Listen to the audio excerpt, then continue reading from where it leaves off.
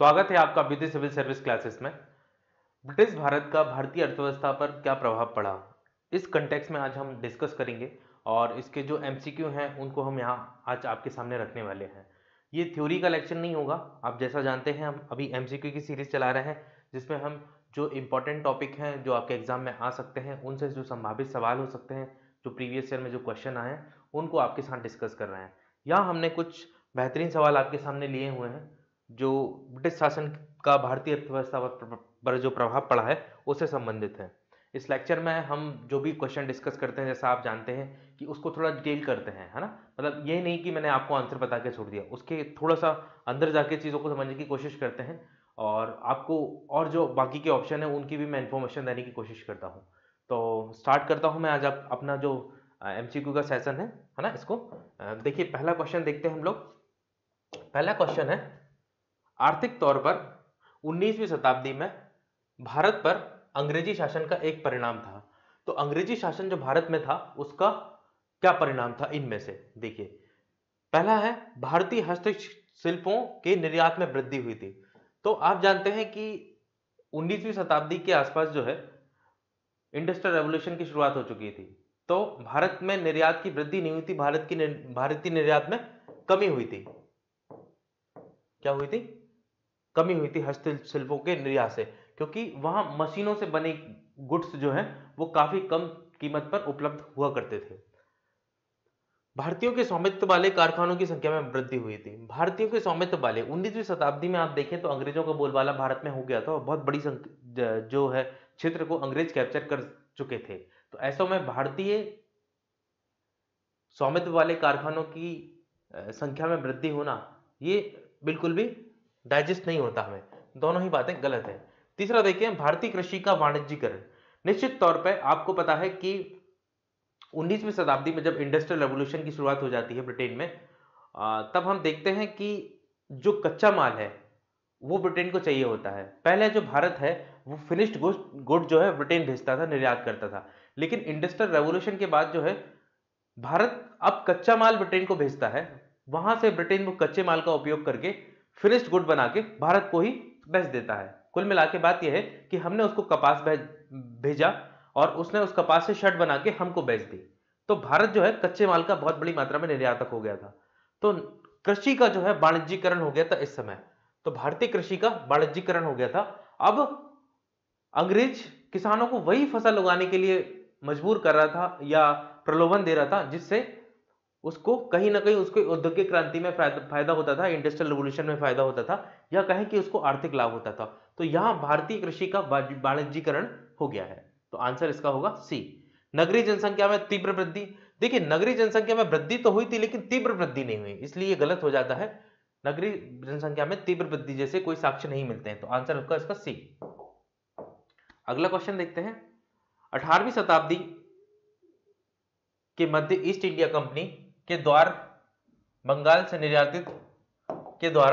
से निर्यातित प्रमुख पण्य पदार्थ या स्टेपल कमोडिटी क्या थे? तो 18वीं शताब्दी के मध्य मतलब लगभग 1750 की बात कर रहा है। 1750 में ईस्ट इंडिया कंपनी के द्वारा बंगाल से कौन सी चीजें निर्यातित की जाती थी 1750s के आसपास? तो मैंने अभी आपको बताया कि 1750s 60s के दौर में इंग्लैंड में इंडस्ट्रियल रेवोल्यूशन चालू हो जाता है। इससे पहले भारत जो है, हम कहें कि कॉटन के गुड्स का, कपास के उत्पादों का निर्यातक था। इससे पहले कब? 1750s 60s से पहले। लेकिन इसके अगर बाद की बात करें तो मैं इसको कहता हूं पहले, और अगर इसके बाद बात करें 1750s 60s इंडस्ट्रियल रेवोल्यूशन के बाद की बात करें तो फिर भारत जो है कपास मतलब कच्चे माल का, कच्चे कपास का निर्यातक हो गया। अभी मैंने बताया था ऐसा क्यों हो रहा था, क्योंकि अब इनको फिनिश्ड गुड्स की जरूरत नहीं थी, अब इनको कच्चे माल की जरूरत थी। तो ये भारत में से कच्चे माल को ब्रिटेन भेजते थे, वहां से उसको फिनिश्ड गुड में परिवर्तित करके भारत में ही बेच देते थे। तो ऐसे में देखें तो कपास, रेशम, सूरा और अफीम जैसी कच्चे माल की बहुत बड़ी मात्रा में सप्लाई हो रही थी 1750s और 60s के टाइम पे भारत से।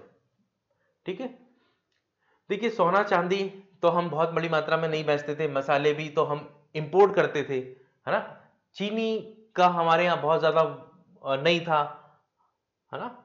यहाँ तिलहन, तिलहन में भी देखिए अपरिष्कृत कपास तो हम भेजते थे, अफीम भी भेजते थे, लेकिन तिलहन नहीं भेजते थे, है ना। तो इसकी वजह से ये गलत हो गया, चीनी की वजह से गलत हो गया, सोने की वजह से, मसालों की वजह से गलत हो गया।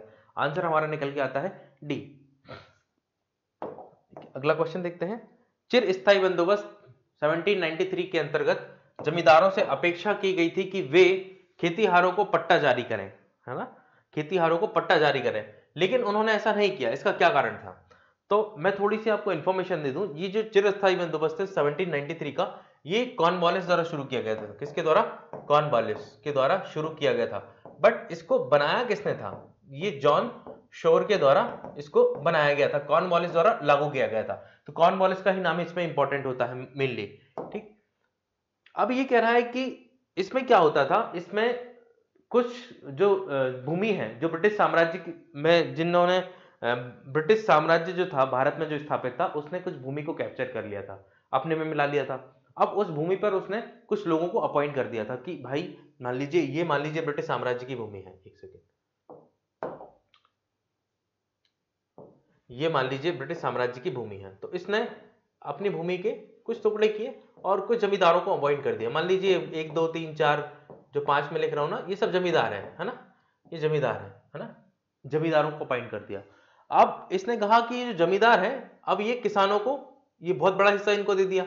अब इनसे कहा, जिसे अब इसको मैं बड़ा कर रहा हूं, अब इनसे कहा कि आप जो जमींदार हो, अब मैंने आपको जमीन दे दी, आप इसके छोटे छोटे टुकड़े करके जो है पट्टे जारी कर दीजिए। किसको? किसानों को, किसानों को ये जमीन दे दीजिए और किसानों से उसके बदले लगान ले लीजिएगा। तो इन्होंने कहा ठीक है सर, पर ऐसा नहीं हुआ।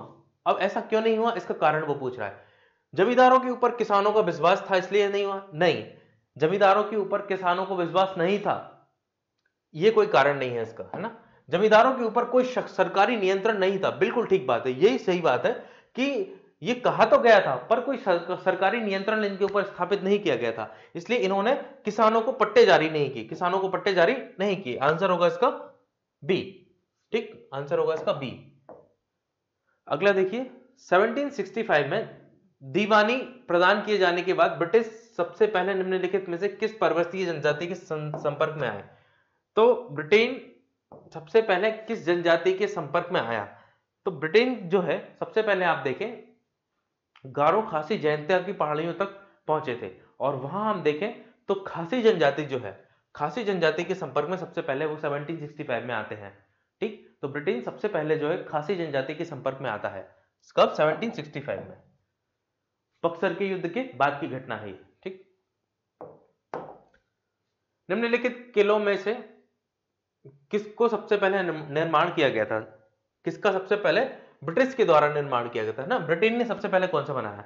तो मैं आपको बता दूं, फोर्ट सेंट एंजेलो की अगर हम बात करें, फोर्ट सेंट एंजेलो की हम बात करें, तो इसको 1505 ईस्वी में पुर्तगालियों द्वारा बनाया गया था। तो हम कहें कि किसी यूरोपीय शक्ति द्वारा पहली बार भारत में बनाया गया किला कौन सा है? Fort Saint Angelo. कब बनाया गया था? 1515 में, और किसके द्वारा बनाया गया था? पुर्तगालियों द्वारा। हम बात करें फोर्ट विलियम की, तो जो यहां पहले बात करें फोर्ट डेविड की, फोर्ट डेविड की, तो 1670 ईस्वी के आसपास जो है फोर्ट सेंट डेविड को बनाया गया, और इसको डच कंपनी के द्वारा बनाया गया। किसके द्वारा? डच कंपनी के द्वारा बनाया गया। यहां बात करें फोर्ट सेंट जॉर्ज, इसका सही आंसर होगा 1739 में चेन्नई में। कहां? चेन्नई में ब्रिटिश इंडिया कंपनी या ईस्ट इंडिया कंपनी ने पहली बार जो है फोर्ट सेंट जॉर्ज को बनाया था। ठीक, तो आंसर होगा इसका बी। और फोर्ट विलियम की अगर बात करें तो फोर्ट विलियम जो है 1700 ईस्वी के आसपास बना था, 1700 ईस्वी में बनाया गया था। कहां? कलकत्ता में बनाया गया था फोर्ट विलियम। ठीक, तो ये है आपके ऑप्शन से संबंधित, पर इसमें करेक्ट ऑप्शन क्या होगा? बी आंसर इसमें करेक्ट होगा। अगला क्वेश्चन देखिए, भारतीय उपनिवेशी शासन में होम चार्जेस भारत से संपत्ति दोहन का महत्वपूर्ण अंग थे। तो होम चार्जेस जो थे, भारत से संपत्ति बाहर जाती थी, विदेश जाती थी, विदेश मतलब ब्रिटेन जाती थी, तो होम चार्जेस जो थे भारत से संपत्ति दोहन का एक महत्वपूर्ण अंग थे, या इसका उपयोग करके भारत की संपत्ति का दोहन किया जा रहा था। तो होम चार्जेस में क्या शामिल था ये पूछ रहा है, कौन कौन से उसके संगठक है, कौन कौन इसमें शामिल था। तो पहला कह रहा है कि लंदन में इंडिया ऑफिस के भरण पोषण के लिए लाई जाने वाली निधि। तो निश्चित तौर पे होम चार्जेस के नाम पे जो लंदन में इंडिया का ऑफिस था उसका भरण पोषण किया जाता था, ये बात बिल्कुल ठीक है। भारत में कार्यरत अंग्रेज कर्मचारियों के वेतन और पेंशन के लिए उपयोग की जाने वाली निधि। तो भारत में जो कर्मचारी हैं जो अंग्रेजों के लिए सेवा दे रहे हैं उनकी सैलरी और पेंशन भी इसी होम चार्जेस से दी जाती थी। और भारत के बाहर कोई युद्ध होता था उसके लड़ने के लिए भी जो पैसा उपयोग किया जाता था वो भी भारत की संपत्ति का ही किया जाता था। तो कुल मिला के भारत का ताबड़तोड़ तरीके से जो है दोहन किया जा रहा था अंग्रेजों के द्वारा। इन्हीं को ये होम चार्जेस के नाम से कहते थे। तो होम चार्जेस के नाम से अल्टीमेटली भारत को ठग रहे थे अंग्रेज। ठीक, तो आंसर होगा इसका डी, सभी सही है इसमें। अगला क्वेश्चन है, रैयत बाड़ी बंदोबस्त के संबंध में निम्नलिखित कथनों पर विचार कीजिए। रैयत बाड़ी बंदोबस्त, रैयत बाड़ी बंदोबस्त के संबंध में विचार करना है। किसानों द्वारा लगान सीधे सरकार को दिया जाता था, बिल्कुल ठीक है। रैयत का मतलब होता है किसान, रैयत का मतलब होता है किसान। ठीक, तो रैयत बाड़ी मतलब किसान सर्वोपरि होगा। तो यहां जैसे स्थायी बंदोबस्त में जो था, अगर मैं बात करूं स्थायी बंदोबस्त की, स्थायी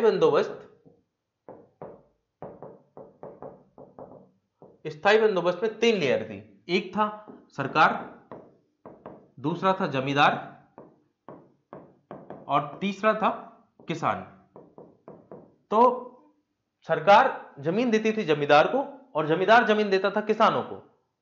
सरकार लगान वसूल करती थी जमींदार से और जमींदार लगान वसूल करता था किसानों से। तो ये था मीडिएटर, ये बिचौलिया था और ये सबसे ज्यादा शोषण करता था किसानों का। रैयत बाड़ी व्यवस्था में क्या था, इसको खत्म कर दिया, इसको खत्म कर दिया और अब किसान जो है सरकार को सीधा लगान देगा। यही स्टेटमेंट यहां लिखा है, किसानों द्वारा सीधे सरकार को लगान दिया जाता था। बिल्कुल ठीक बात है। सरकार रैयत को पट्टे देती थी, बिल्कुल जैसा मैंने आपको बताया था कि स्थायी बंदोबस्त में बात तो की गई थी कि जमींदार जो है किसानों को पट्टे देंगे, पर इन पर कोई गवर्नमेंट की तरफ से प्रेशर नहीं था, इसलिए ये लोग पट्टे जारी नहीं करते थे, पर रैयतों को पट्टे दिए जाते थे। एक अगला स्टेटमेंट है, कर लगाने से पूर्व भूमि का सर्वेक्षण और मूल्य निर्धारण किया जाता था। एक बहुत अच्छी व्यवस्था थी इसमें कि मान लीजिए कि कोई जैसे जमीन का टुकड़ा है, आपने देखा होगा कि कुछ टुकड़े जो है जमीन के बहुत फर्टाइल होते हैं, बहुत उपजाऊ होते हैं, वहां की जलवायु और वहां की जो परिस्थितियां हैं वो खेती के लिए अनुकूल होती है, तो वहां पैदावार अधिक मात्रा में होती है। तो ऐसे ही जो रैयत बाड़ी व्यवस्था थी, तो जो सूखा अकाल प्रभावित क्षेत्र थे वहां पर कर की दर बहुत कम हुआ करती थी और जो फर्टाइल लैंड थे वहां कर की दर 50% तक पहुंच जाती थी, है ना। तो भूमि का सर्वेक्षण किया जाता था कर लगाने से पहले, ये बात बिल्कुल ठीक है। तो इसमें देखें रैयत बाड़ी बंदोबस्त में देखें तो हम तीनों ही बात बिल्कुल ठीक है। अब बात करें रैयत बाड़ी बंदोबस्त की शुरुआत किसने की थी, तो रैयत बाड़ी बंदोबस्त से संबंधित है रीड, कैप्टन रीड और थॉमस मुनरो, इन्होंने रैयत बाड़ी बंदोबस्त की शुरुआत की थी। ठीक, इन दोनों का नाम भी आप याद रखेंगे। अगला क्वेश्चन देखते हैं, बिहार में परमानेंट सेटलमेंट लागू करने का क्या कारण था। परमानेंट सेटलमेंट मतलब स्थायी बंदोबस्त, है ना। कब चालू हुआ था परमानेंट सेटलमेंट, स्थायी बंदोबस्त 1793 में किसने चालू किया, कॉर्नवालिस ने चालू किया था, इसको आप याद रखिए। ठीक, कॉर्नवालिस ने चालू किया, है ना, इसको आप याद रखिए, है ना। तो जमींदार का जमीन पर अधिकार ना रहना, स्थायी बंदोबस्त इसलिए लागू किया गया था कि जमींदारों का जमीन पर अधिकार ना रहे, नहीं ऐसा कुछ भी नहीं था। जमींदारों के लिए जमीन पर वंश परंपरागत अधिकार को स्वेच्छा से हस्तांतरित करने का अधिकार, देखिए यही कारण है, जमींदारों के लिए जमीन पर वंश परंपरागत अधिकार को स्वेच्छा से हस्तांतरित करने के अधिकार के कारण जो है बिहार में परमानेंट सेटलमेंट एक्ट लाया गया था। देखिए परमानेंट सेटलमेंट एक्ट में क्या था, अब देखिए पहले क्या होता था कि वंश परंपरा के अंतर्गत बहुत बड़े बड़े जमीन के टुकड़े जो है एक पीढ़ी से दूसरी पीढ़ियों में ट्रांसफर होते रहते थे। अब आ गया परमानेंट सेटलमेंट एक्ट और अंग्रेजों ने कहा कि ये जो जमीन के बड़े बड़े टुकड़े हैं ये आपके नहीं है, आप जमींदार रहोगे, आप ये जो टुकड़े हैं इसके कुछ हिस्से किसानों को दोगे और उससे जो कर आएगा वो आप अपने पास संग्रहित करोगे और उसमें 90% जो है हमें दोगे और 10% आप रखोगे।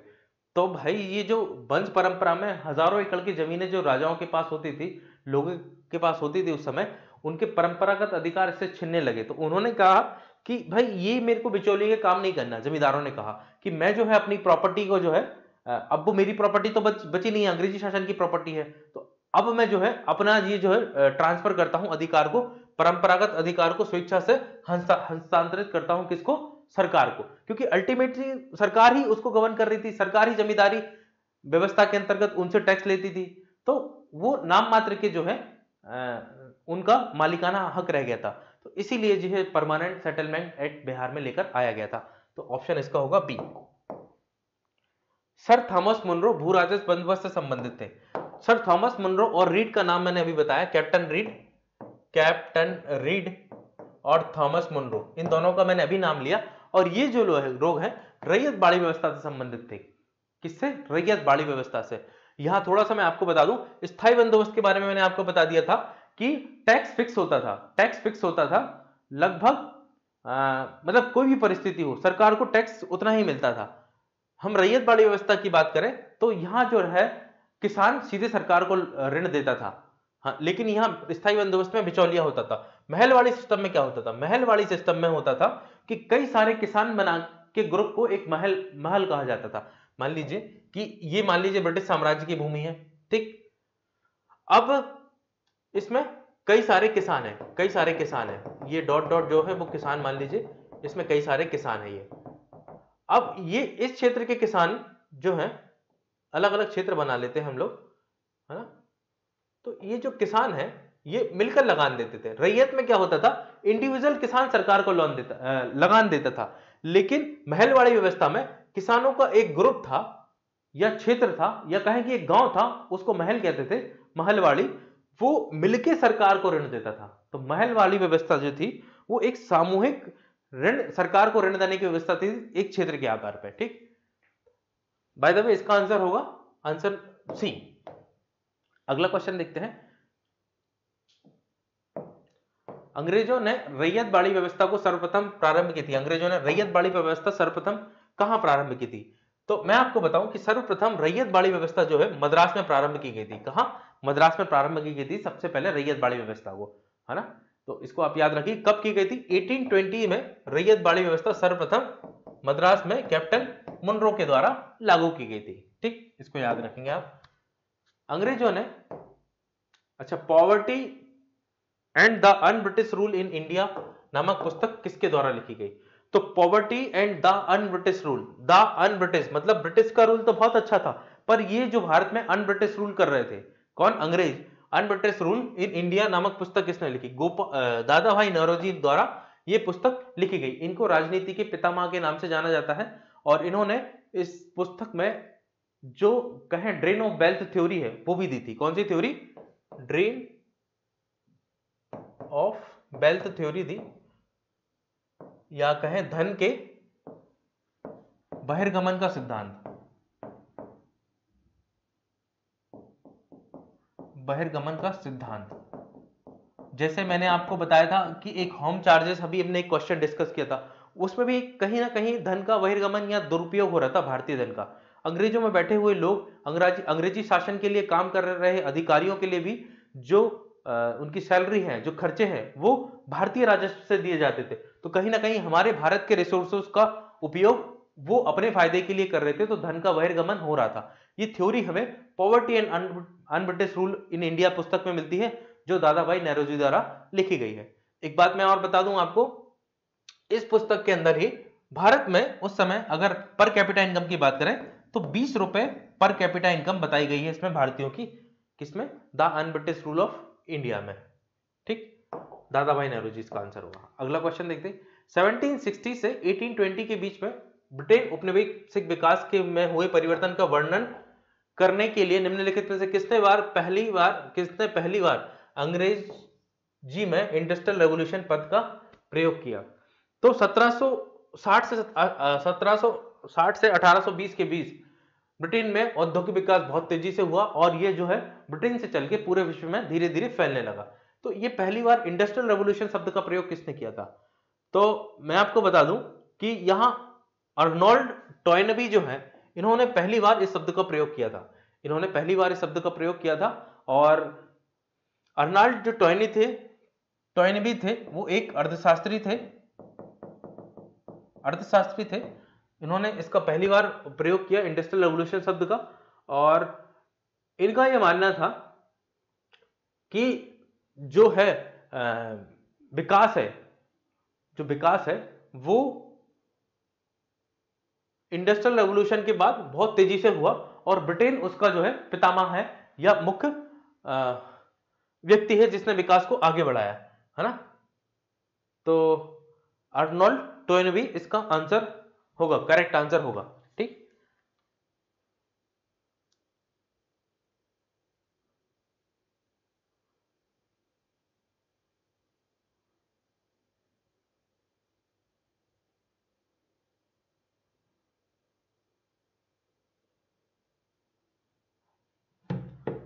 और इनकी एक बुक है, उस बुक का नाम देख रहा था मैं आपको, मैं उस बुक का नाम बताता हूं, है ना। इस बुक को नाम याद रखिए, सबसे lecture on the industrial revolution in England. तो अर्नोल्ड टॉयनबी ने एक बुक लिखी थी, क्या, lecture of industrial revolution in England. ये बुक किसने लिखी? ये बुक भी अर्नोल्ड टॉयनबी ने लिखी। अर्नोल्ड टॉयनबी ने ही जो है पहली बार इंडस्ट्रियल रेवोल्यूशन का प्रयोग किया। कब? कौन सी बुक में?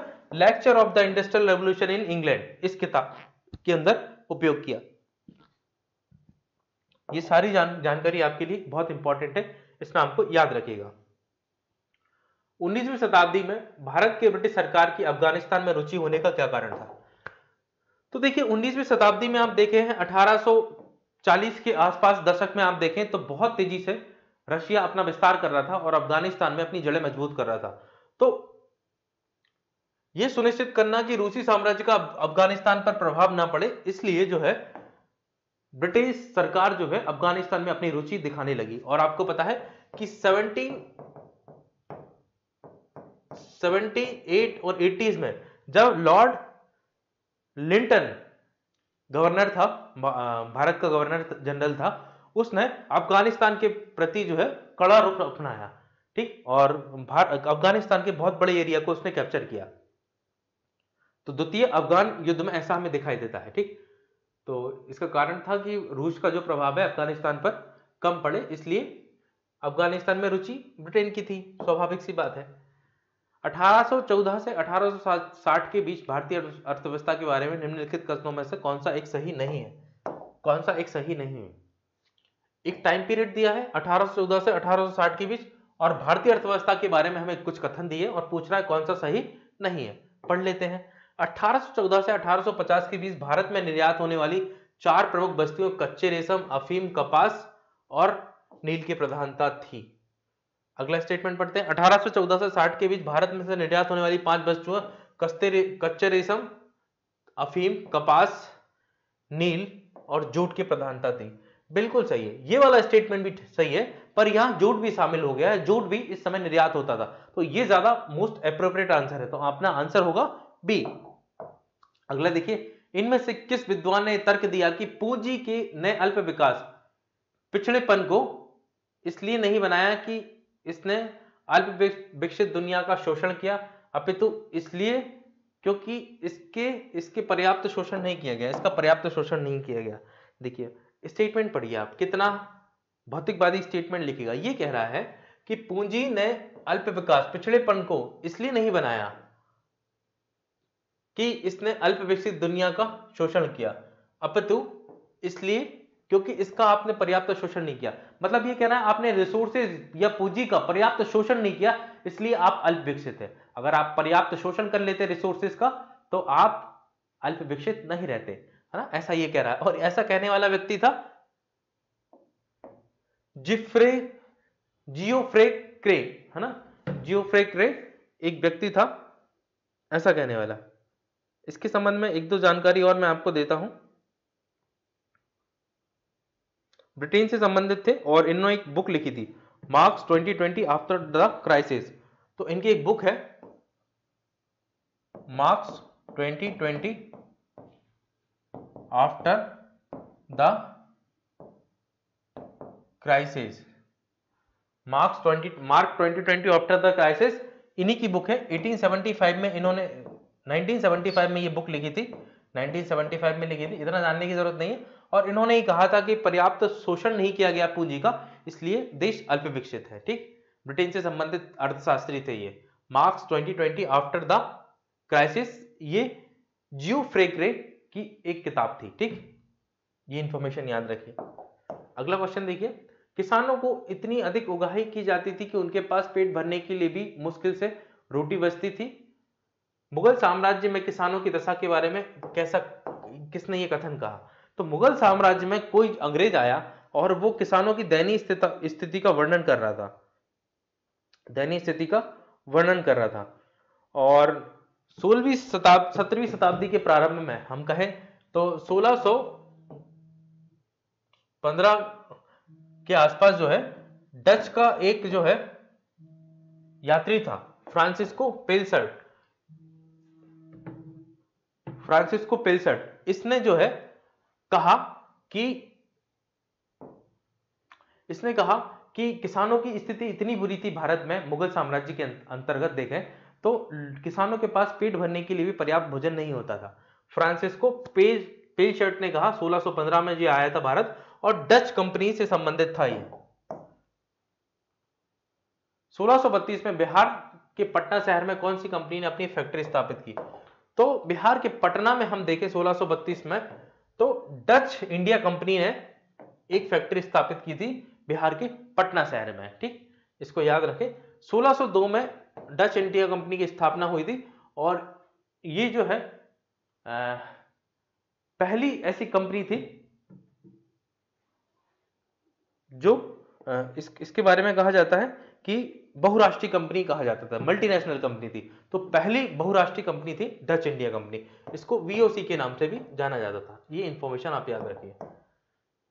औद्योगिक क्रांति के दौरान 19वीं शताब्दी के पूर्वार्ध में भारत पर पड़े प्रभाव की व्याख्या कीजिए। तो औद्योगिक क्रांति के द्वारा, औद्योगिक क्रांति ने भारत में क्या प्रभाव पड़े औद्योगिक क्रांति से, इसको देखना। देखिए, भारत में दस्तकारी उद्योग जो है नष्ट हो गए। दस्तकारी उद्योग, हस्तशिल्प कलाएं, जो छोटे छोटे उद्योग थे वो नष्ट हो गए इंडस्ट्रियल रेवोल्यूशन से। बिल्कुल सही बात है, और पढ़ लेते हैं। भारत में वस्त्र उद्योग में मशीनों की बड़ी संख्या में प्रवेश हुआ। वस्त्र उद्योगों में भारत में मशीनों की बड़ी संख्या में प्रयोग नहीं हुआ, ये ब्रिटेन में होता था, भारत में नहीं होता था। देश के अनेक भागों में रेलवे लाइनें बिछाई गई, कोई लेना देना ही नहीं है। ब्रिटिश उत्पादन के आयात पर भारी शुल्क लगाया गया। ब्रिटिश उत्पादन के आयात पर, मतलब ब्रिटेन में कोई वस्तु बन रही है, उसका आयात अगर भारत करेगा तो उस पर भारी शुल्क लगाया। शुल्क नहीं लगाया बल्कि शुल्क को कम कर दिया गया था। बिल्कुल गलत स्टेटमेंट है, इसलिए आंसर होगा अपना ओनली 1, ए आंसर। निम्नलिखित में से कौन सा संगठन दिल्ली में वायसराय होर्डिंग पर बम फेंकने के लिए जिम्मेदार माना जाता है, उत्तरदायी है? तो यहां देखिए, अनुशीलन समिति जो है उसने होर्डिंग पे बम फेंका था। ये जो क्वेश्चन है पता नहीं यहां कैसे आ गया। जब हम स्वतंत्रता संग्राम आंदोलन पढ़ेंगे तब वहां हम किसने किस पे बम फेंका, कौन कौन सी समितियां थी, है ना, उन सब के बारे में डिटेल से जिक्र करेंगे। बाकी बहरहाल आया है तो आंसर याद रखिए, अनुशीलन समिति। अगला क्वेश्चन देखिए, निम्नलिखित में से किस एक एक्ट में बंगाल के गवर्नर जनरल को भारत के गवर्नर जनरल के रूप में अभिहित किया गया? तो बंगाल का गवर्नर जनरल जो था 1773 में वॉरेन हेस्टिंग को, किसको? वॉरेन हेस्टिंग को बंगाल का गवर्नर जनरल बनाया। 1833 में ये जो बंगाल का गवर्नर जनरल था इसे भारत का गवर्नर जनरल बनाया गया, भारत का गवर्नर जनरल बना दिया गया।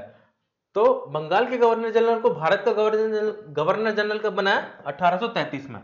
तो 1833 का चार्टर एक्ट, इसके द्वारा ऐसा किया गया था। और पहला गवर्नर जनरल था भारत का विलियम बेंटिंग, विलियम बेंटिंग। ठीक, ये याद रखिएगा आप। अगला क्वेश्चन देखिए, कॉर्नवालिस द्वारा राजस्व संग्रहण के संबंध में निम्न कथनों पर विचार कीजिए। ठीक है, पहला देखिए, कॉर्नवालिस ने राजस्व संग्रहण की एक नीति लेके आया था, आपको पता है। तो पहला स्टेटमेंट है, राजस्व संग्रहण के लिए रैयत बाड़ी बंदोबस्त के अधीन किसानों को फसल खराब होने या प्राकृतिक आपदाओं की स्थिति में राजस्व भुगतान से छूट दी गई थी। नहीं, इन्हें हर परिस्थिति में लगान देना पड़ता था, इनको कोई राजस्व से छूट नहीं दी गई थी। ये स्टेटमेंट बिल्कुल गलत है।